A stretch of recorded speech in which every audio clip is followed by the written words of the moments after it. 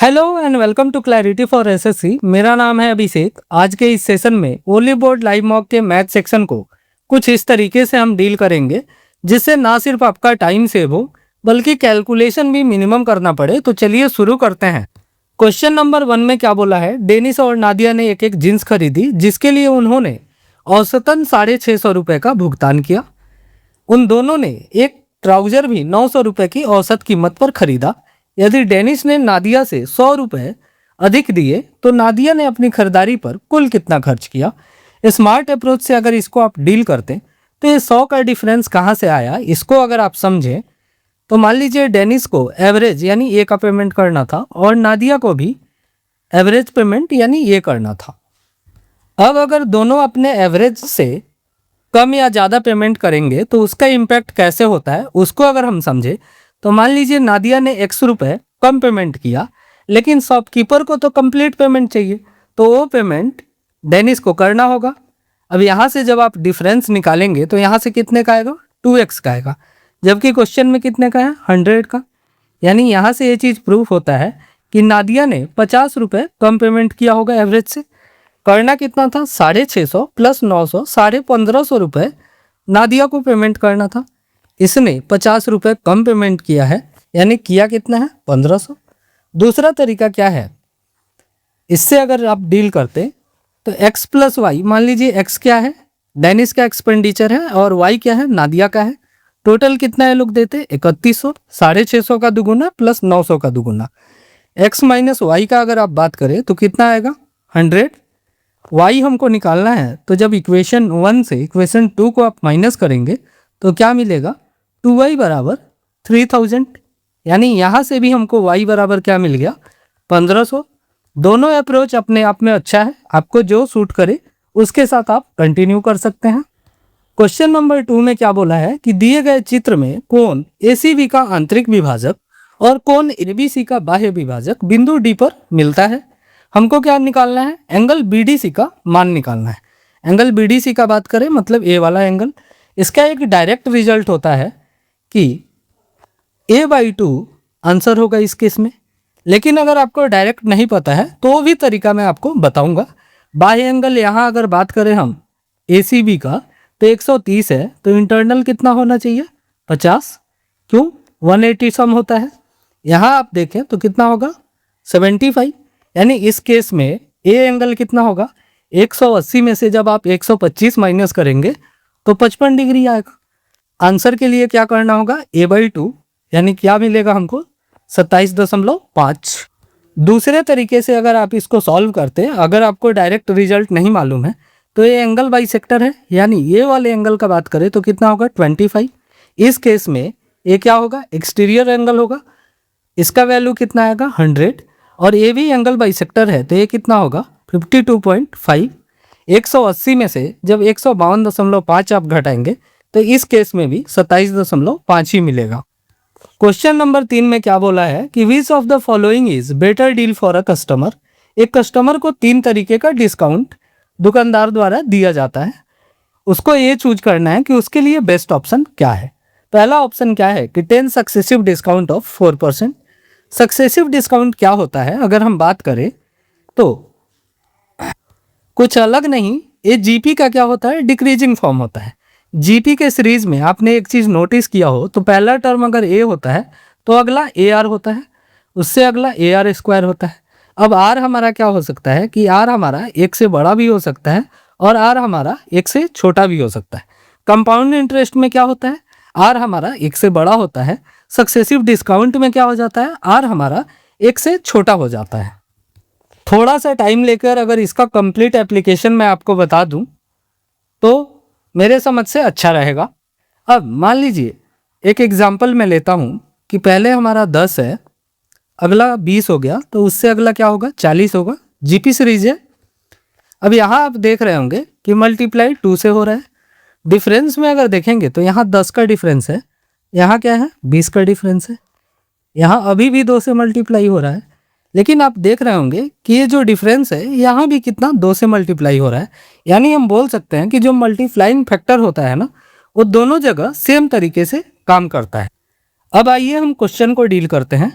पहले स्टेटमेंट में मान लीजिए कि पहला अगर हमारा 100 प्राइस था, 4% का जब मैंने पहला डिस्काउंट दिया तो कितना मैं सेल करूंगा 96 में। फिर से एक बार अगर 4% का मैं डिस्काउंट दे दूं तो कितना में करना होगा 24/25। यहाँ से कितना आएगा हमारा रिजल्ट 92.16। अब आपको लगेगा कि इतना जल्दी मैंने कैसे लिखा, तो मैं समझा देता हूँ। 96 में हमको क्या करना है, 96 से मल्टीप्लाई करना है। -4 यहाँ भी है, -4 यहाँ भी है, यानी इसको मल्टीप्लाई करेंगे तो यहाँ क्या आएगा 16। अब 96 में से जब आप 4 को घटाएंगे तो 92 आएगा, और नीचे 100 है तो इसलिए डेसिमल पड़ेगा, इसलिए मैंने डायरेक्ट लिखा है। तो ये नहीं लगना चाहिए कि मैं रट के आया हूँ और आपको बता रहा हूँ। ये सब स्मार्ट कैलकुलेशन हैक है, अगर आप कमेंट करेंगे तो मैं आपको बता दूंगा।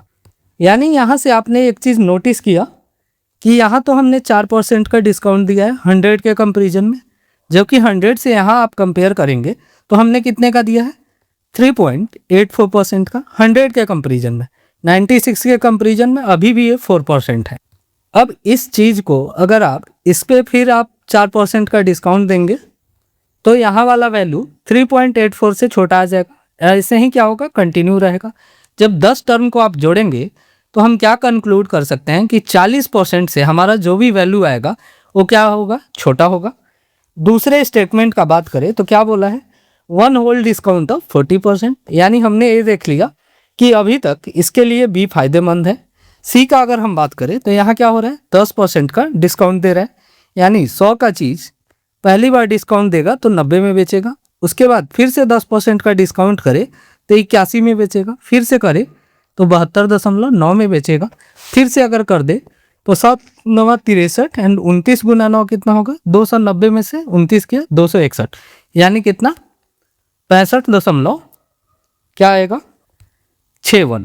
ठीक है, यानी यहाँ से आप देख रहे होंगे तो क्या है 0.39 66 हो जाएगा, +4 70 और 30 100 के बराबर, यानी कलेक्टिव जो डिस्काउंट हो रहा है कितना हो रहा है 34.39% का। तो यहाँ से आप क्या बोल सकते हैं कि बी ऑप्शन हमेशा कस्टमर के लिए क्या है फायदेमंद है। इस सीरीज में भी आप पैटर्न नोटिस करें तो यहाँ क्या है 10%, फिर यहाँ 100 के कंपेरिजन में कितना होगा 9%, फिर 100 से आप यहाँ कंपेरिजन करेंगे तो कितना होगा 8.1%। 4 टर्म को जब आप जोड़ेंगे तो इतना ही मिलेगा आपके पास। क्वेश्चन नंबर 4 में क्या बोला है कि ए एक व्यवसाय में 20,000 रुपये का निवेश करता है, 8 महीने बाद 30,000 रुपये निवेश के साथ बी जुड़ जाता है। 1 वर्ष के बाद ए और बी के बीच लाभ को किस अनुपात में विभाजित किया जाना चाहिए। कुछ नहीं है, इन जीरो को आप हटा सकते हैं चाहे तो। यहाँ 12 मंथ से मल्टीप्लाई करना होगा और यहाँ 4 मंथ से मल्टीप्लाई करना होगा। रिजल्ट क्या आएगा हमारे पास 24:12, और सिंप्लीफाई करेंगे तो क्या होगा 2:1। क्वेश्चन नंबर 5 में क्या बोला है कि समान त्रिज्या वाले एक गोले और एक लंबवृत्तीय बेलन का आयतन बराबर है। आयतन का अगर हम बात करें तो गोला का आयतन क्या होता है 4/3 पाई r³ बराबर है किसके साथ पाई r² h के साथ।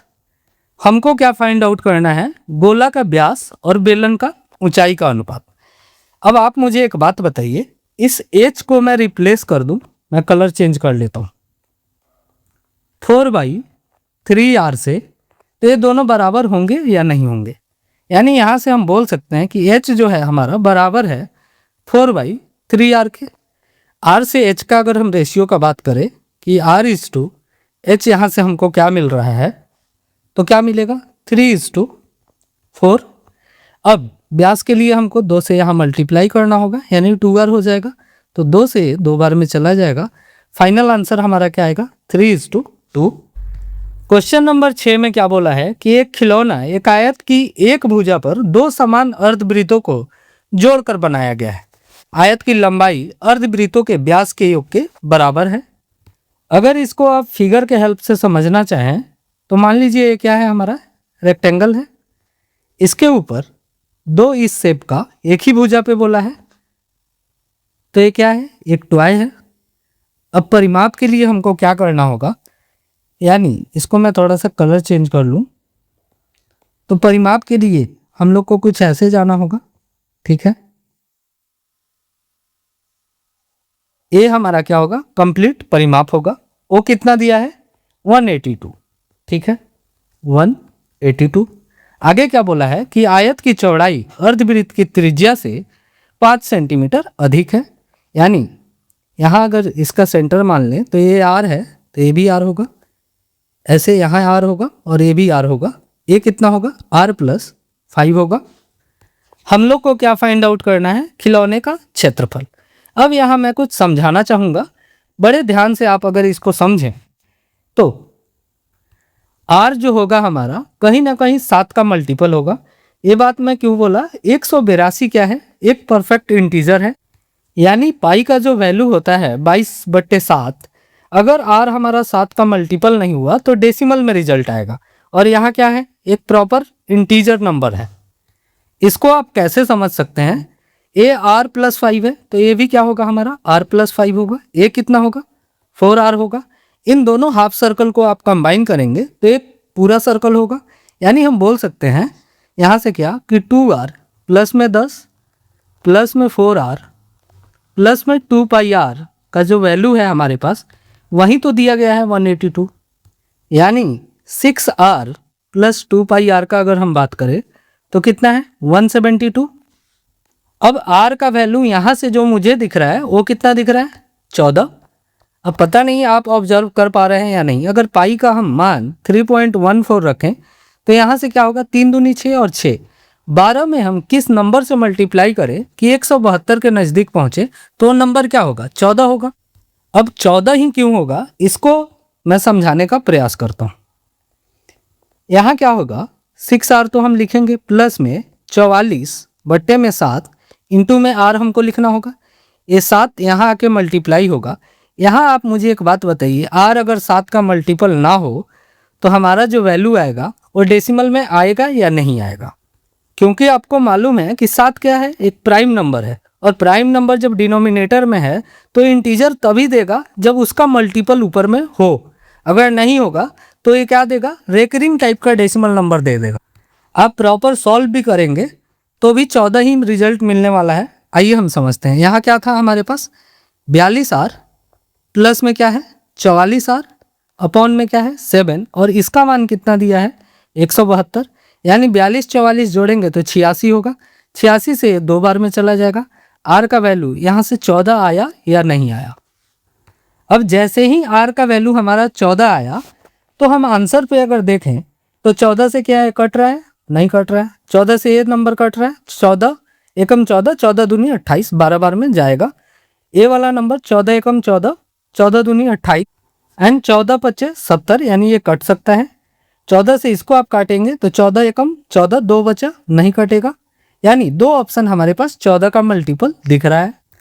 अब हमको क्या करना होगा, कैलकुलेट करना ही होगा। अगर एक ऑप्शन होता तो हम आंसर मार्क करके आगे निकल जाते। तो यहाँ क्या होगा, लेंथ का अगर हम बात करें तो 56 होगा। इसमें मल्टीप्लाई हम करेंगे कितने से, 19 से। प्लस में जब 14 हमारा रेडियस होता है तो सर्कल का एरिया कितना होता है, 616 होता है। ये चीज़ आपको पता होना चाहिए। 56 में जब आप 19 से मल्टीप्लाई करेंगे तो 56 दूनी अगर हम बात तो हमको क्या रिजल्ट मिलेगा, 1120। उसमें से हमको 56 घटाना होगा। यानी 20 घटा लिए 1100, 36 और घटाना है। यानी यहाँ से क्या मिल रहा है हमको, 1064 प्लस में 616। फाइनल आंसर हमारा क्या आएगा, 1680। यहाँ से भी अगर आप कुछ चीज़ समझना चाहें तो मैं आपको बता रहा हूँ, यहाँ से आप 2 कॉमन ले सकते थे और यहाँ से भी आप क्या 2 कॉमन ले सकते थे। लेकिन इसके लिए आपका मेंटल कैलकुलेशन काफ़ी अच्छा होना चाहिए। और उस केस में हम 14 का मल्टीपल ना चेक करके 28 का मल्टीपल अगर चेक करते तो हमारे पास एक ही ऑप्शन बचता, 1680। अब इसको विजुअलाइज करने के लिए यहाँ आपको 4r दिख रहा था। यानी 4r इंटू हमको क्या करना था, r+5। मैं थोड़ा टाइम ले रहा हूँ ताकि आप इस चीज़ को समझ पाए। तो यहाँ से आपको 2 दिख रहा है या नहीं दिख रहा है। और 14 जब πr² हम लिखते हैं और r जब हमारा 14 है तो यहाँ से तो 2 हमको मिलेगा ही मिलेगा, क्योंकि 22 में भी 2 होता है और 14 में भी 2 होता है। तो इस केस में हम 14 का ना चेक करके हम 28 से भी सीधा देख सकते थे कि 28 से कौन सा कट रहा है। तो मैंने अपने एंड से सारा ऑब्जर्वेशन आपको बताने का प्रयास किया। आपको पसंद आया हो तो लाइक कर दीजिए। हम अगले क्वेश्चन को डील करते। क्वेश्चन नंबर 7 में क्या बोला है कि एक बैग में 3 रुपया, 5 रुपया और 7 रुपये के कुछ सिक्के हैं जिनका रेशियो क्या है 4:9:5। यदि बैग में कुल धनराशि 552 रुपये है तो 7 रुपये के सिक्कों की कुल संख्या कितनी है? एक तो इसका तरीका है कि आप तीन डिनोमिनेशन जो है 3, 5 और 7 है। रेशियो के टर्म में देखें तो क्या है 4, 9 और 5 है। यहाँ से क्या आएगा 12, यहाँ से क्या आया 45 और यहाँ से क्या आया 35। 45, 35, 80, 12, 92। 92 का वैल्यू क्या है हमारे पास 552। हमको किसका चाहिए 5 का। तो यहाँ से भी आप आंसर निकाल सकते हैं। लेकिन मैं आपको यहाँ भी एक बहुत अच्छा ऑब्जर्वेशन दिखाने वाला हूँ, होप आपको पसंद आएगा। 552 का अगर हम बात करें तो ये 3 से डिवाइड होगा या नहीं होगा? ये 3 से डिवाइड हो रहा है। यहाँ आपको 3 दिख रहा है, यहाँ मल्टीप्लाई होगा, यानी ये पहला वाला डिनोमिनेशन का बात करें तो 3 का मल्टीपल है। अगला 5 है, इसमें 9 से मल्टीप्लाई करेंगे तो ये भी 3 से कटेगा। साथ में जब आप 5 से मल्टीप्लाई करेंगे तो ये 3 से क्या होगा नहीं कटेगा। अब इसको अगर आप नोटिस करें तो हम क्या कर रहे हैं, ये जो लास्ट वाला है इस अमाउंट को माइनस कर रहे हैं 552 में से। उसके बाद क्या होना चाहिए, जो रेस्ट अमाउंट हो हमारा वो 3 से कटना ही कटना चाहिए। अब एक एग्जाम्पल से मैं आपको समझाना चाह रहा हूँ। जैसे मान लीजिए 27 एक हमारा नंबर है, इसमें से हमको x नंबर घटाना है, उसके बावजूद भी ये क्या हो 3 से डिवाइड हो, तो हम ये बोल सकते हैं कि ये नंबर 3 का मल्टीपल होना चाहिए। ऐसा हम क्यों बोल पा रहे हैं? क्योंकि सिक्का है ना, तो सिक्के को आप टुकड़े में नहीं बांट सकते, यानी जो भी हमारा रिजल्ट आएगा वो प्रॉपर इंटीजर आएगा। तो 552 हमारा क्या है 3 का मल्टीपल है।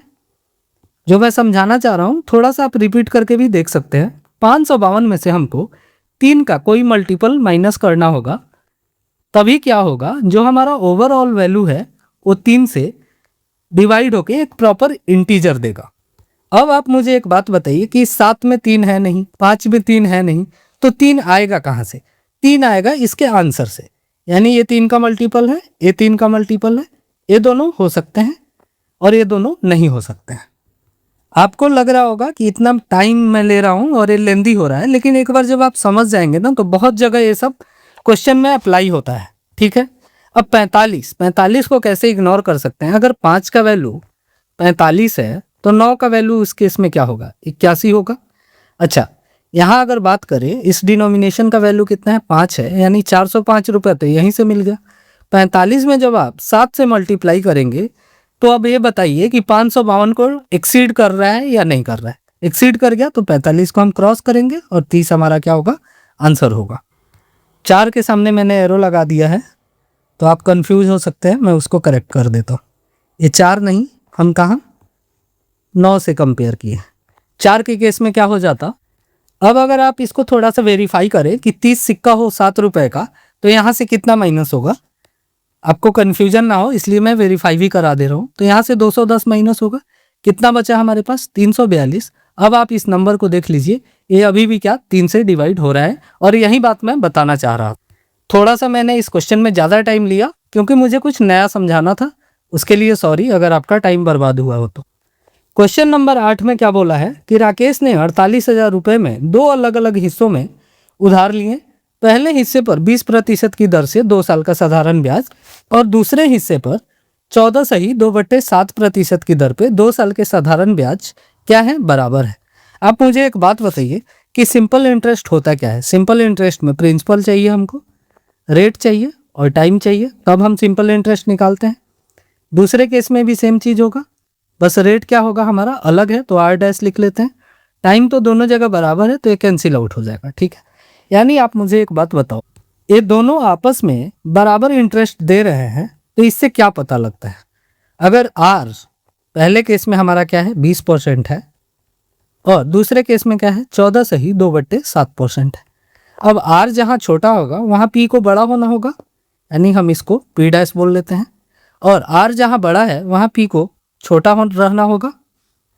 20% के फ्रैक्शन का अगर बात करें तो कितना होता है 1/5। 14.2/7 का अगर हम बात करें तो कितना होता है 1/7। यानी P से अगर P' के रेशियो का हम बात करें तो हमको क्या मिल रहा है 5 अपॉन में क्या 7। 12 का वैल्यू क्वेश्चन में कितना है 48,000। तो इनके डिफरेंस का अगर हम बात करें तो 2 का डिफरेंस है तो कितना हो जाएगा 2 × 4 यानी 8,000। क्वेश्चन नंबर 9 में क्या है, एक एक्सप्रेशन दिया गया है और पूछा है कि इसका मान किसके बराबर हो सकता है। तो ऑप्शन ए और डी को हम देखते के साथ काट सकते हैं। उसके पीछे का लॉजिक क्या है कि क्वेश्चन का डिग्री और जो हमारा आंसर है उसका डिग्री क्या है, होमोजिनिटी को शो नहीं कर रहा है।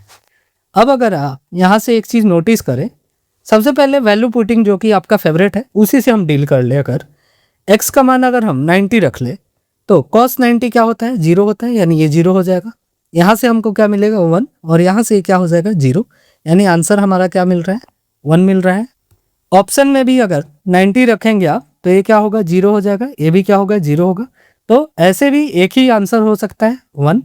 दूसरा तरीका क्या हो सकता है कि 3 into cos square x into sine square x है, तो यहाँ क्या है, एक हिडन चीज़ है, क्या, साइन स्क्वायर एक्स प्लस में क्या, कॉस स्क्वायर एक्स, इसका वैल्यू 1 होता है। 1 से आप यहाँ मल्टीप्लाई कर लेंगे तो कोई इम्पैक्ट नहीं पड़ने वाला।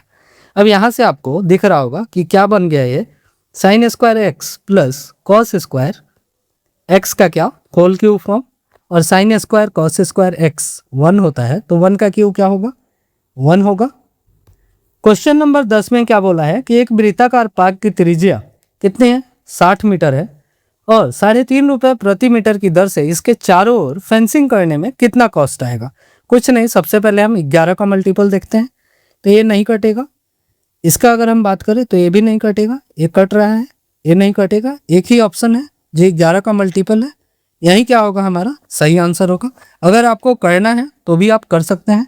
क्या होगा, 2 22/7 इंटू में क्या होगा, 60 इंटू में क्या आएगा, 7/2, 7 से 7 कटा, 2 से 2 कटा, आंसर क्या आएगा, 1320। क्वेश्चन नंबर 11 को कैसे डील करना है, यहाँ भी अगर आप वैल्यू पुट कर देंगे तो भी बहुत आसानी से आप आंसर तक पहुँच जाएंगे। साइन और tan है तो हम 45 रख देते हैं, 45 रखेंगे तो क्या मिलेगा, 1 + 1, साइन स्क्वायर का मान क्या आ जाएगा, 1/2, और यहाँ क्या आएगा, 1/2। आंसर हमारा क्या आ रहा है, 3। ऑप्शन में अगर a का मान 45 रखेंगे तो सेक 45 कितना होता है हमारा, √2 होता है। यहाँ आप रखेंगे तो √2 इंटू √2 मल्टीप्लाई होके 2 देगा, और 2 + 1 क्या होगा हमारा, 3। यहाँ आप रखेंगे तो क्या मिलेगा, रिजल्ट आपको 2, और यहाँ क्या है, 2। तो आई होप आपको आंसर मिल गया। अब इसको प्रॉपर आपको सॉल्व करना होता तो कैसे करते, तो tan a + cot a का अगर हम डायरेक्ट रिजल्ट आपको ध्यान हो तो हम क्या लिखते हैं, सेक थीटा इंटू में क्या, कोसेक थीटा।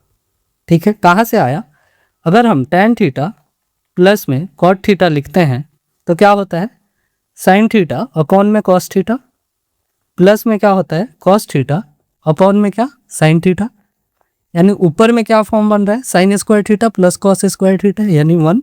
नीचे क्या है, कॉस थीटा इंटू में क्या, साइन थीटा। तो यहाँ से ये डायरेक्ट रिजल्ट आता है।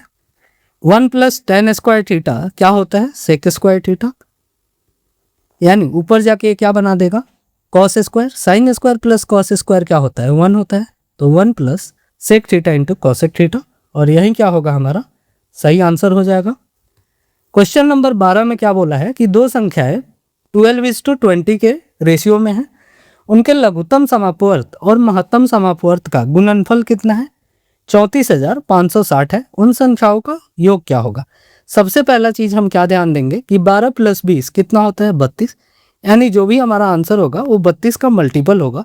क्यों होगा, मान लीजिए जो HCF होगा आप क्या लिखेंगे, 12x, ठीक, इंटू में क्या, इस टू में 20x लिखना होगा। अब जब आप जोड़ेंगे तो x जब कॉमन आएगा तो अंदर में क्या बचेगा, 12 + 20 ही तो बचेगा। यही चीज़ मैं बोल रहा हूँ कि आप 32 का मल्टीपल देखिए, अगर नहीं मिलेगा तो हम कैलकुलेट करने जाएंगे। 32 से अगर देखें तो ये नहीं जाएगा, 32 से कम 32, 32 दूनी 64 जा रहा है, ये नहीं कटेगा। 32 से कम 32, 9 बचा, सॉरी कितना बच रहा है, 11, 32 से 112 नहीं कटता है, यानी ये नहीं कटेगा। एक ही ऑप्शन है, हम मार्क करके आगे निकल सकते हैं।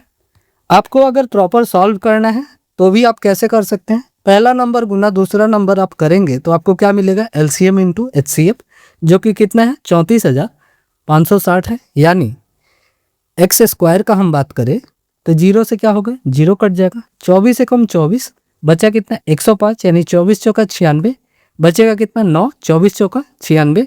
एक्स का मान यहाँ से क्या आ गया, 12।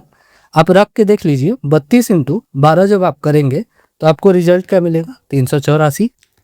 क्वेश्चन नंबर 13 में क्या बोला है, 3 से बड़ी किसी भी अभाज्य संख्या का वर्गमूल कैसा होता है। प्राइम नंबर है तो रूट अंडर कोई भी प्राइम नंबर हमको क्या रिजल्ट देगा, इरेशनल ही रिजल्ट देगा। क्यों, क्योंकि आप इसको p बाई क्यू के फॉर्म में नहीं लिख सकते हैं, जहाँ p और q क्या हो, इंटीजर हो। एग्जाम्पल के लिए आप कैसे समझ सकते हैं, रूट 5 रूट 7 का आप वैल्यू निकालेंगे तो कभी भी ये फ्रैक्शन के फॉर्म में नहीं आ सकता है। क्वेश्चन नंबर 14 में क्या बोला है कि सोमवार को चिंटू ने अपनी कुछ कैंडीज अपने छोटे भाई को दे दी, जिसके बाद उसके पास शुरुआती कैंडीज का 24% बचा था। 24% बचने का मतलब क्या है कि 24 का अगर आप फ्रैक्शन वैल्यू लिखने जाएंगे तो क्या होगा, 6/25। यानी हम बोल सकते हैं कि 25 कैंडी था जिसमें से 6 इसके पास बचा है, 19 इसने क्या किया, अपने भाई को दे दिया। आगे क्या है कि मंगलवार को उसने सोमवार की तुलना में 20% अधिक कैंडी खरीदी, यानी 25 से वैल्यू 20% बढ़ाएंगे तो कितना हो गया, 30। और अपने भाई को सोमवार की तुलना में 25% अधिक कैंडी दे दी, यानी 19 में जब आप 25% बढ़ाएंगे तो क्या होगा, 5/4, यानी 95/4 का अगर हम बात करें तो कितना आएगा हमारे पास, 23.75। यानी अभी इसके पास कितना बच रहा होगा, तो 0.25 करेंगे तो 24, और यहाँ से क्या आ गया, 6। आगे क्या बोला है कि अब उसके पास सोमवार की तुलना में x% अधिक कैंडी बची है। अब बचा कितना है, 0.25 अधिक कितने पे, 6 पे। 100 से जब आप इसको सिंप्लीफाई करेंगे तो ये डेसिमल से 100 चला जाएगा। 25/6 क्या हमको वैल्यू देगा, 4.167। क्यों, क्योंकि 1/6 का वैल्यू कितना होता है, 16.67। तो यहाँ से मैंने अप्रॉक्स में लिखा, आंसर हमारा क्या आएगा, 4.2। क्वेश्चन नंबर 15 में क्या बोला है कि एक कार 1/6 घंटे में 46 किलोमीटर, 1/6 घंटे में है, मिनट में कन्वर्ट करेंगे तो कितना होगा, 10 मिनट। 2/3 घंटे में 50 किलोमीटर, यानी 2/3 में जब आप 60 से गुना करेंगे तो कितना मिल रहा होगा, 40 मिनट। और 1/12 को आप मिनट में कन्वर्ट करेंगे तो कितना होगा, 5। टाइम हमारा क्या हो गया, 50 + 5, 55 मिनट में कितना हमने डिस्टेंस तय किया है, 46, 50 और 25, यानी 75 और 46 आप जोड़ेंगे तो कितना मिलेगा हमको, 25 और 21, यानी 121। हमको क्या फाइंड आउट करना है, पूरी यात्रा के दौरान कार की औसत गति। ये भी 11 का मल्टीपल है, ये भी 11 का मल्टीपल है, तो आंसर हमारा 11 का मल्टीपल होगा, 121 से ज़्यादा होगा। आपको प्रॉपर सॉल्व करना है तो 55 को हमको क्या करना है, 60 बनाना है। तो 60 बनाने के लिए क्या करना होगा, 12/11 से मल्टीप्लाई। यहाँ भी जब आप 12/11 से मल्टीप्लाई करेंगे तो रिजल्ट क्या आएगा, 132। क्वेश्चन नंबर 16 में क्या बोला है कि एक छिन्नक के निचले आधार की त्रिज्या 9 सेंटीमीटर है, ऊपरी आधार की त्रिज्या 3 सेंटीमीटर है। इसकी ऊंचाई इसकी त्रिज्याओं के योग की आधी है, यानी हाइट का अगर हम बात करें तो कितना हो जाएगा, 6। तो हमको क्या निकालना है, आयतन। फ्रस्टम का आयतन क्या होता है, 1/3 पाई r² प्लस बड़े का r का square plus r into r into में क्या होता है, h। इस क्वेश्चन के आंसर तक पहुंचने के लिए हमको इस पे काम करना होगा।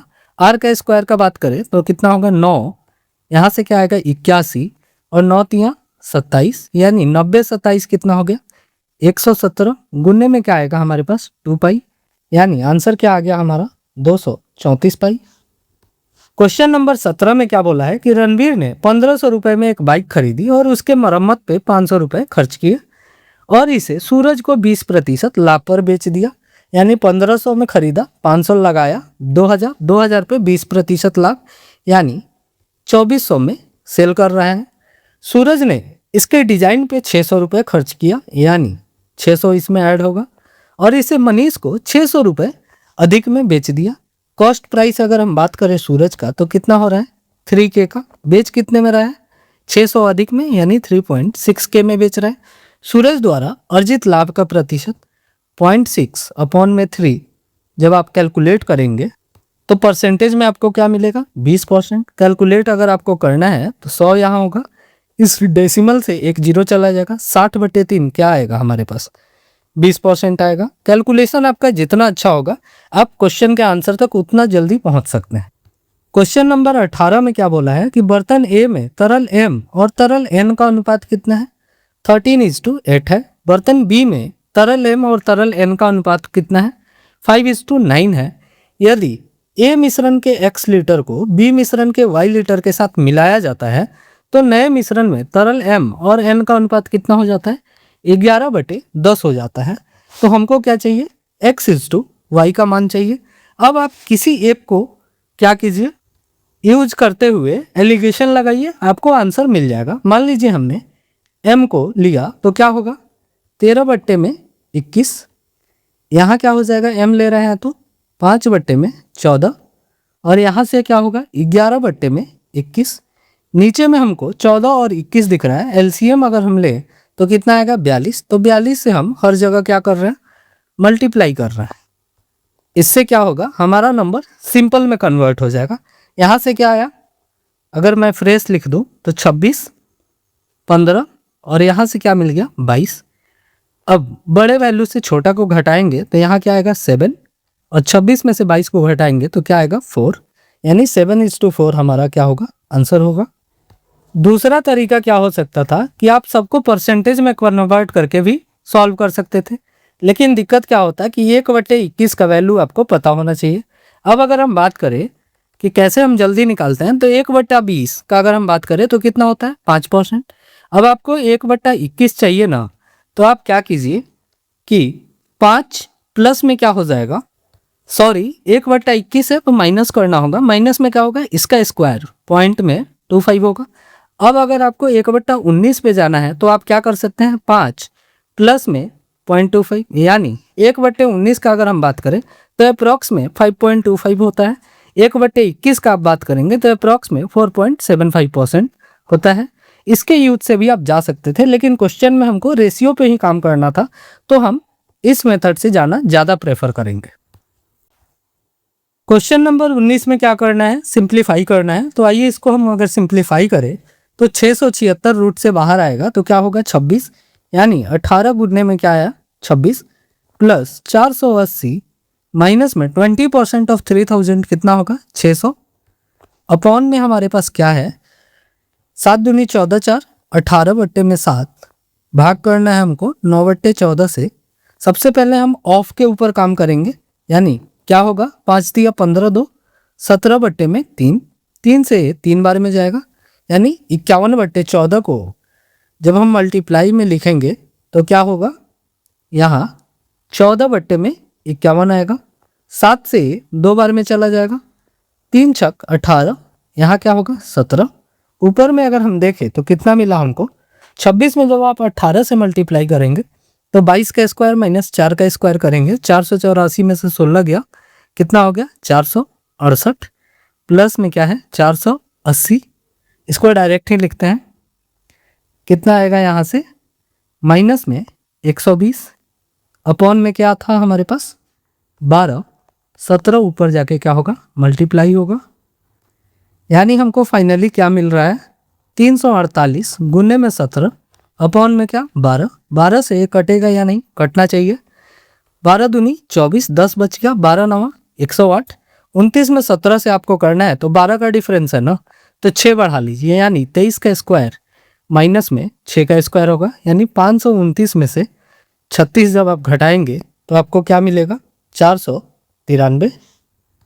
क्वेश्चन नंबर 20 में क्या बोला है कि समान त्रिज्या वाले दो वृत्त एक दूसरे को इस प्रकार प्रतिच्छेद करते हैं कि दोनों वृत्त एक दूसरे के केंद्र से होकर गुजरते हैं।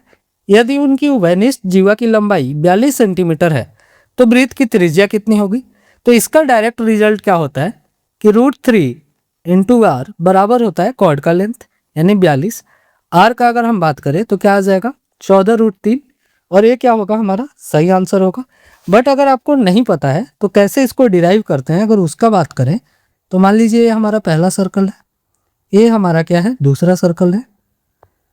सॉरी, थोड़ा सा फिगर ऊपर नीचे बना है, उसको एडजस्ट कीजिएगा। मैं एक बार और ट्राई करता हूँ कि बीच से बन जाए। ठीक है, बना नहीं अच्छे से, बट ठीक है, मैनेज कीजिएगा। मान लीजिए ये इसका सेंटर है और ये इसका सेंटर है, तो ये क्या होगा, मिलाएंगे तो आर होगा। यहाँ से जब सरकमफ्रेंस पे आप लाइन डालेंगे तो क्या होगा, आर। यहाँ से भी ये कितना होगा, आर। इस केस में इक्विलेटरल ट्रायंगल हो गया। सेम ऐसा शेप यहाँ भी कुछ बन रहा होगा, ठीक है। अब एक बात आप मुझे बताइए, ए एंगल 60 है, ए भी 60 है, तो कितना हुआ, 120। अब बीच में कोई एक लाइन हो जो एकदम बीचों बीच हो, ठीक, तो इस केस में क्या होता है कि ये अगर आर है, ए आर होगा, तो ये वाला लाइन कितना होता है, R√3 होता है। और इसी चीज़ को मैंने डायरेक्ट यहाँ लिखा हुआ था। अब अगर आपको डिराइव करना है तो साइड जो है हमारा क्या है, आर है, तो हाइट क्या होता है, इक्विलेटरल ट्रायंगल का हाइट क्या होता है, √3/2 इंटू ए होता है। यहाँ ए क्या है, आर है। और ऐसा कितना मिलेगा हमको, एक तो ए वाला और एक ए वाला, यानी दो से जब आप गुना करेंगे तो आपको क्या मिल रहा है, √3 इंटू आर मिल रहा है या नहीं। तो आई होप आपको ये डेरिवेशन भी समझ आया होगा। मैंने डायरेक्ट रिजल्ट भी बताया। हालांकि ये सब चीज़ छोटा छोटा है, याद होना चाहिए। नहीं भी याद है तो इतना टाइम नहीं लगेगा, आपका सिंपल ऑब्जर्वेशन आपको सही आंसर तक लेके चला जाएगा। क्वेश्चन नंबर 21 में क्या बोला है कि 3 विषय में एक छात्र का औसत स्कोर कितना है, 85 है। यदि एक विषय के स्कोर में 10% की वृद्धि की जाती है तो नया औसत कितना हो जाता है, 87 हो जाता है।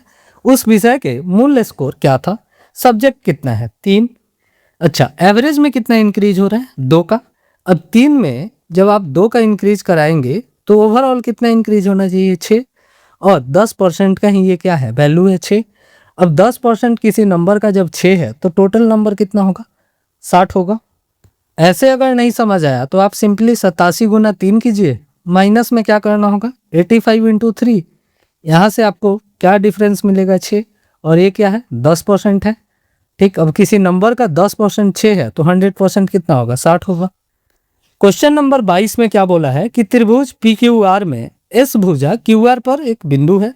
तो सबसे पहले हम एक ट्रायंगल बनाते हैं, ठीक है। ये ट्रायंगल क्या है हमारा, PQR, यानी PQR कुछ ऐसे होगा। आगे क्या है, एस भुजा पर QR एक बिंदु है, तो हम कहीं यहाँ S मान लेते हैं। आगे क्या बोला है कि ST QP के समानांतर है। मैं कलर चेंज करता हूँ ताकि आपको अच्छे से समझ आए। अब ए वाला जो है हमारा ST, ये क्या है, पैरेलल है किसके साथ, QP के साथ।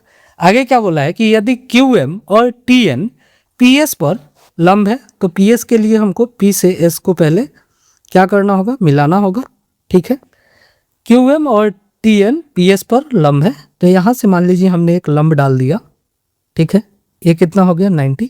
और यहाँ से एक डाल दिया हमने, ये भी कितना है, 90। QM का मान हमको कितना दे रखा है, 33, यानी यहाँ M होगा और यहाँ क्या था, TN है, तो TN होगा। इसका मान है कितना, 33। आगे क्या है, TN का मान जो है हमारा कितना है, 21 है। हमको क्या बताना है कि RS से SQ का रेशियो बताना है। कैसे करेंगे इसको, आइए समझते हैं। अगर मैं थोड़ा सा कलर दूसरा ले लूँ ताकि आपको क्लियर समझ आए। ए लाइन जो है इसके क्या है, पैरेलल है। ए वाला जो पॉइंट है इस पे आप ध्यान देंगे तो ये क्या है, 2 पैरेलल लाइन को एक तिर्यक रेखा काट रही है, यही हो रहा है ना। तो यहाँ का एंगल इस एंगल के बराबर होना चाहिए। ए 90 है तो ये वाला एंगल भी 90 होगा। अब हमारे पास 2 एंगल बराबर मिल गया तो तीसरा अपने आप बराबर होगा। यानी इस शर्त पे हम क्या बोल सकते हैं कि जो हमारा ट्रायंगल है NST, ये हमारा सिमिलर होगा किसके साथ, हमारा MPQ के साथ। मैं लिख देता हूँ ताकि कन्फ्यूजन ना हो। ट्रायंगल कलर लाइट कलर है, चेंज कर लेता हूँ मैं। ट्रायंगल हम किसको कंपेयर कर रहे हैं, NST सिमिलर है हमारा किसके साथ, ट्रायंगल MPQ के साथ। अब जब 2 ट्रायंगल आपस में सिमिलर हो गए हैं तो इस छोटे वाले ट्रायंगल NST के हाइपोटेनस का बात करें तो क्या होगा, ST। और दूसरे वाले ट्रायंगल के हाइपोटेनस का अगर आप बात करेंगे तो क्या होगा, PQ। इनका रेशियो क्या होगा, सेम होगा जो साइड का रेशियो है। यानी अगर बात करें रेशियो का तो क्या होगा, 21:33। अब यहाँ से आप एक चीज़ देखिए कि जो पैरेलल लाइन है इसका रेशियो 21:33 है, तो RS से RQ का रेशियो कितना होना चाहिए, तो ये भी 21 से एक कंप्लीट 33 का रेशियो होना चाहिए। कहाँ से आया? थेल से आया। तो ये कितना होगा? 12 होगा। और यही हमको बताना है। सिंप्लीफाई करेंगे तो क्या होगा? 7, और यहाँ करेंगे तो क्या होगा? 4।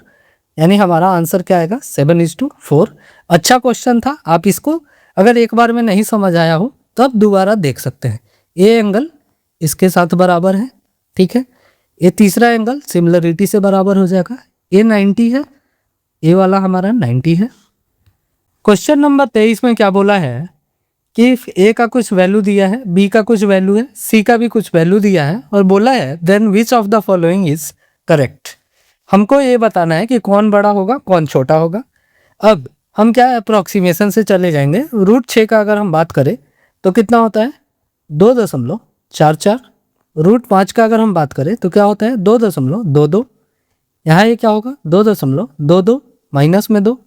यहाँ √3 का मान आपको पता है 1.73 होता है। सी का तो पता लग गया कि 0.27 आएगा, यानी ये बड़ा होगा। लेकिन मामला यहाँ आके फंस रहा है बी और ए में, यानी यहाँ भी हमारा 0.22 का गैप है और यहाँ भी 0.22 का गैप है। अब थोड़ा सा हम जल्दी कैलकुलेशन करने का प्रयास करें कि ये और कितना अप्रॉक्स जा सकता है। तो 2.22 का तो हमको पता लग गया। अगर हम 2.23 का स्क्वायर निकालने का ट्राई करें तो कितना होगा?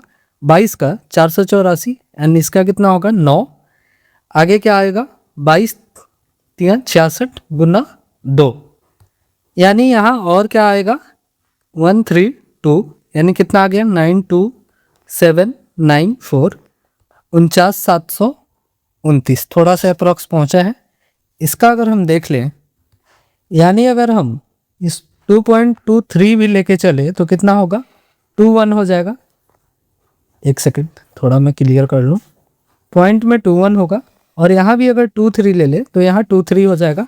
यानी ये पता लग गया कि बी हमारा क्या होगा? बड़ा होगा। इस कंडीशन में ए ऑप्शन हमारा क्या होगा? सही होगा। इतना जल्दी जल्दी कैसे मैंने कैलकुलेट कर दिया, आइए मैं आपको भी सिखाने का प्रयास करता हूँ।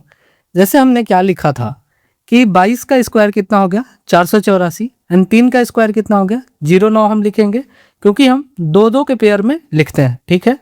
जैसे मान लीजिए हम कोई छोटा नंबर ले लेते हैं 21, तो 21 के लिए हम क्या लिखेंगे? 2 के पेयर में जब लिखेंगे तो 0401 लिखना होगा, एंड 2 में 1 से हम मल्टीप्लाई करेंगे तो 2, और इसका दुगुना क्या आ जाएगा हमारे पास? 4, तो ये बीच में आएगा, यानी 1 छोड़ के, ठीक।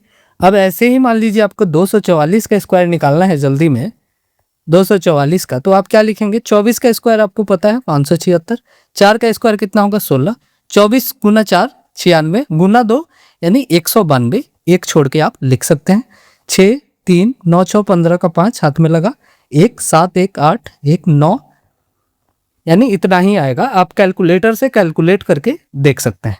तो ये सब ट्रिक अगर आपको पता है तो बहुत हेल्प मिलता है, खास करके ऐसे सवालों में जहां आपका कैलकुलेशन, आपने मान लीजिए आधा कैलकुलेशन कर लिया है, उसके बाद आपको लग रहा है कि हाँ थोड़ा सा मेरा आंसर पे इससे इम्पैक्ट आएगा, तो आप जल्दी जल्दी कैलकुलेशन अगर आपको पता है तो करके एग्जैक्ट आंसर तक पहुंच सकते थे। कन्फ्यूजन क्यों हुआ कि हम ये डिसाइड नहीं कर पा रहे थे कि ए बड़ा होगा या बी बड़ा होगा। और इतना करने के बाद अगर मैं दूसरे अप्रोच पे स्विच करता तो मेरा टाइम ज़्यादा लगता, तो मुझे ये बेनिफिशियल लगा कि मैं कैलकुलेशन कर लूँ। अब उसके लिए आपके पास स्पीड है तो आपका कॉन्फिडेंस हाई रहेगा, स्पीड नहीं है तो आपका कॉन्फिडेंस वहीं पे लूज होगा। तो कैलकुलेशन काफ़ी अच्छा रोल प्ले करता है हमारे कॉन्फिडेंस के लिए और हमारे सिलेक्शन के लिए। अगर कैलकुलेशन को लेके 20-25 कमेंट सेक्शन में कमेंट आता है तो मैं जल्दी ही कैलकुलेशन का एक शॉर्ट वीडियो बनाऊंगा जिसमें जितना स्मार्ट कैलकुलेशन होता है उसको हम इंक्लूड करेंगे। क्वेश्चन नंबर 24 में क्या बोला है कि एक निश्चित राशि पर 10% वार्षिक चक्रवृद्धि ब्याज की दर से 2.5 वर्षों का ब्याज 1623 रुपये है। हमें क्या निकालना है? राशि ज्ञात करना है। इस क्वेश्चन में हम लोग बिल्कुल कैलकुलेशन नहीं करेंगे, ऑब्जर्वेशन से काम चल जाएगा, क्योंकि ऑप्शन हमारा क्या है? दूर दूर है। अगर हम एसआई का बात करें तो एसआई कितना मिलना चाहिए? 25%, और सीआई आपको पता है कि सीआई हमेशा एसआई से ज़्यादा होता है। ऑप्शन को अगर हम देखें तो इस 7200 को सबसे पहले हम इग्नोर करेंगे, क्योंकि 7200 का 25% ही कितना हो जाता है? 1800। अच्छा, 6500 का 25% का बात करें तो कितना होगा?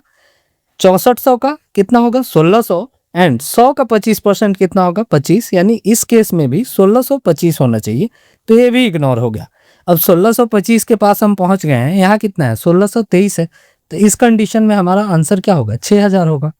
क्यों? क्योंकि हमारा जो CI का परसेंटेज होगा वो 25 से क्या होगा ज़्यादा होगा, तो 6000 का 25% तो हमको 1600 मिलेगा, और बाकी जो डेसिमल में होगा उसके लिए 23 मिलेगा। क्वेश्चन नंबर 25 में क्या बोला है कि ए का मान दिया है, हमको क्या बताना है, एक्स का मान बताना है। ए का अगर हम बात करें तो 8 को 8 से भाग किए तो कितना आएगा 1, इंटू में 8, फिर ए सिंप्लीफाई होके कितना होगा 1 इंटू में 8, यानी ए का मान कितना आ गया 64। 4 का पावर अगर हम 64 रखेंगे तो यहाँ से क्या हो गया 2 का पावर 2x, 2 में अगर कन्वर्ट करें तो 2 का पावर 128 बराबर होगा 2 के पावर 2x के। x का मान यहाँ से क्या आया 64। 64 तो ऑप्शन में दिख नहीं रहा है, अगर ये 64 होगा तो सही हो सकता है।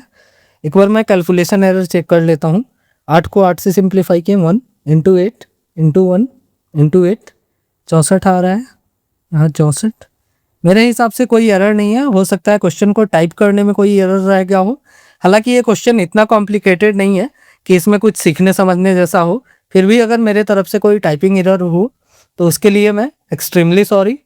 बाकी अगर आपको इस सेशन से थोड़ा भी बेनिफिट पहुंचा हो तो चैनल को सब्सक्राइब करना नहीं भूलिएगा। वीडियो पसंद आया हो तो लाइक कर दीजिए और अपने दोस्तों के साथ शेयर कर दीजिए। मिलते हैं नेक्स्ट वीडियो में, आज के लिए इतना ही। Thank you.